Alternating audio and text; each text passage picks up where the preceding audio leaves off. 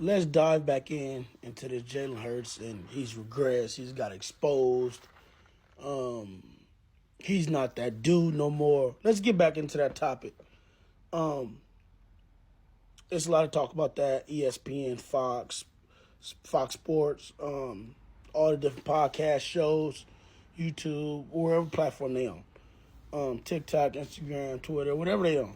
But it's a lot of sayings out there. Jalen Hurts got exposed, or he's not this, he's not that.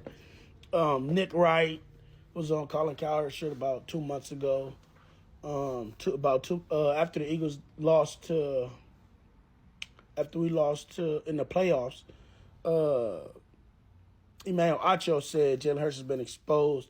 Let's take a look at what they said. Let's see how Nick Wright changed the subject from Jalen Hurts and credited what Colin Cowherd responded to what he said and credited Josh Allen, but didn't want to credit that to Jalen Hurts, which is odd. Same situation. But I guess let's hear how Emmanuel Acho said he's exposed, and then I'm gonna show you guys. For example, one game, I'm going to show another one later, the Seahawks game, and how many times you ran curl, flat concept. How many times you ran that in that game? All right, let me get the film up. Let me show you what they said first. I think Jalen Hurts got exposed this year. If we're going to be honest. And the reason I feel so passionate about saying this is the expectations going into this season were higher for Jalen Hurts than they were for Dak Prescott. They had the same postseason results, and Dak Prescott had a better regular season. So as hard as I was yesterday on Dak Prescott verbally, Jalen Hurts is going to have to get it too. He got exposed this season. He got exposed for being a game manager number one. Ooh. I am not convinced anymore that Jalen Hurts is actually a trailer as opposed to a tractor. I don't know if he's pulling the team or if he's being pulled by the team. What did Jalen Hurts do to change a game this year? All he did this season was manage games. There's one game you could say, the Buffalo Bills game, in which he changed, but even then, those first 3 quarters were atrocious. Shout out to Jalen Hurts for calling a QB draw to win the game in overtime. But to me, this year he got exposed because he's not as good as we thought he was. If you thought he was all that good, he ain't that good. Come on now, family. Like, have we yet to see a 4,000 passing yard season? What is this dude talking? I'm going to show the film soon. Is he Nick Wright on Colin Cowherd's shirt at a second college saying Jalen Hurts. And when we're talking about is he a franchise quarterback? We'll see in the draft. He's not mentioning how he's had different offensive coordinators, different play kind of a tweener. As a second-year player, and then listen to Colin kind of a Cowherd tweener. after this video. Third year, holy shit, this guy's awesome. This. He's in the Super Bowl dropping dimes. As a fourth-year player, I don't know. As a fourth-year player, I'm going to show you film from the fourth year. Now it's like, okay. So, let's watch Colin Cowherd. When a guy has a body of work of 7 years of amateur and pro ball of be the standard. This is Colin Cowherd's rebuttal to what Nick just said. I wonder sometimes if we don't give... Listen to Colin. So, Marino had Shula. Brady mostly had Josh McDaniels. Play caller. Yep. Be it quarterback or offensive coordinator, there's 2 things you have to get right in the NFL. Pittsburgh can't get either right, and they have a good head coach. No quarterback and OC. Coordinator. Because most offensive coaches don't call their own plays. So Pittsburgh can't get either of those right. They get everything else on the roster right, the culture, the toughness, the pass right, everything.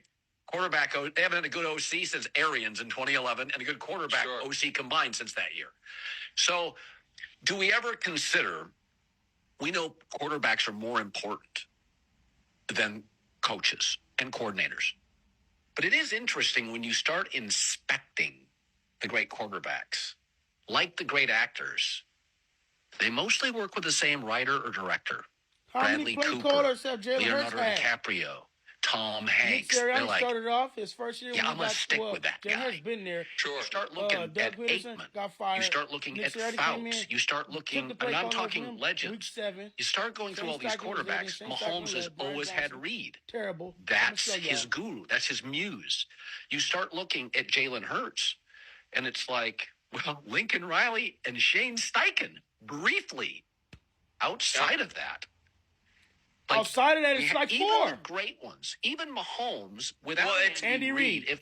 If he had a defensive, like right now, C.J. Stroud's tearing it up, but he has a very good OC. And that guy's going to leave, right? And that makes you worried.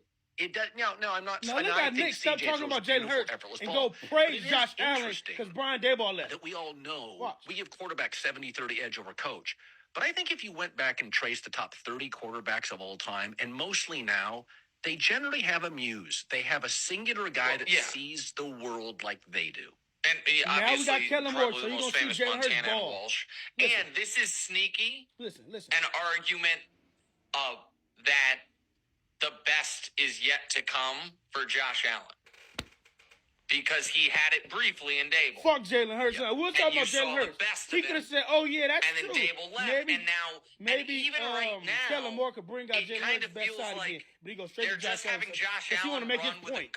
Okay, so let's dive back into the film now. Against the Seahawks, I think it's Week 15 game. Just one example. I'm gonna bring up more, like I did the playoff game, or third downs in the playoffs in my previous video. Let's look at the game plan that these two dudes put together for this man. He gets all the blame for it. Let's show the game plan that these two dudes had. Okay, 31 pass attempts.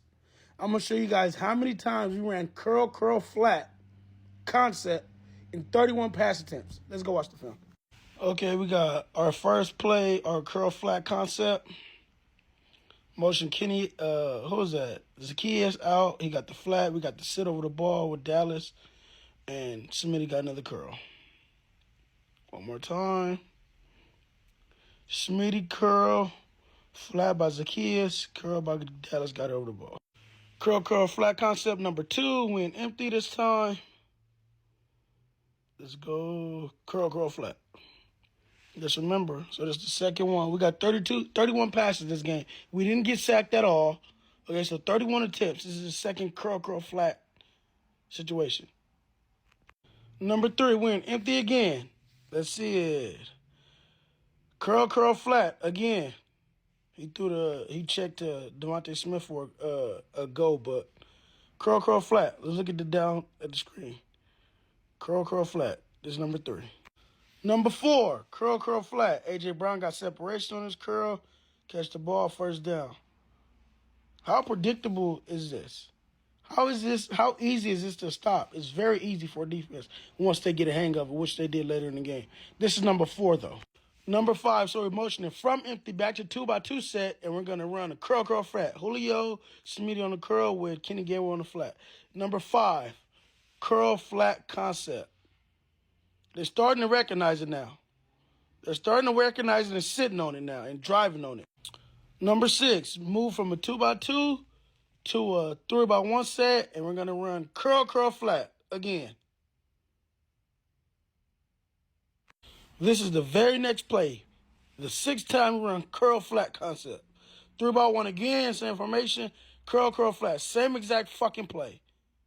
The play after that, let's see what we got here. We're back in the 2x2. We get an out motion by the running back, and we're going to run curl flat. 2 guys in the same position on that time. Set. Curl flat. This all the same drive. Next play, we get an out motion by Zacchaeus, and we're going to run curl flat at the sticks. See, this is elementary. Curl flat at the sticks. Come on, Brian Johnson. So let's get back to all 3 of these guys. I think Nick Sirianni is a great coach. Playoffs all 3 years, like I said. Took us to the Super Bowl. I think he's fantastic. I just don't think he's the play caller. And I think he knows he's not the play caller. Because year 1, he demoted himself being play caller for Shane Steichen, and we took off from there, went to the playoffs, went on a stretch run. After we started off 3-5 under Nick Sirianni his first year. Next year, we went to the Super Bowl with Shane Steichen. He got hired as the head coach. Brian Johnson is terrible. I think Brian Johnson's terrible. You just see what he ran. If Brian Johnson was calling the plays. If it was him, I'll give him that benefit of the doubt. If it wasn't, I'll take it back. But if it was him calling 17 curl flat concepts in one game out of 31 pass attempts, that's not putting your quarterback in position to succeed, in my opinion. You could do way better than that. Jalen Hurts, I think he's still phenomenal, still an exceptional quarterback, and still very talented, and he about to take the Eagles to the Super Bowl again. Welcome, Saquon Barkley. Fly, Eagles, fly. Just talk that shit trail. and I just talk my shit. Appreciate y'all.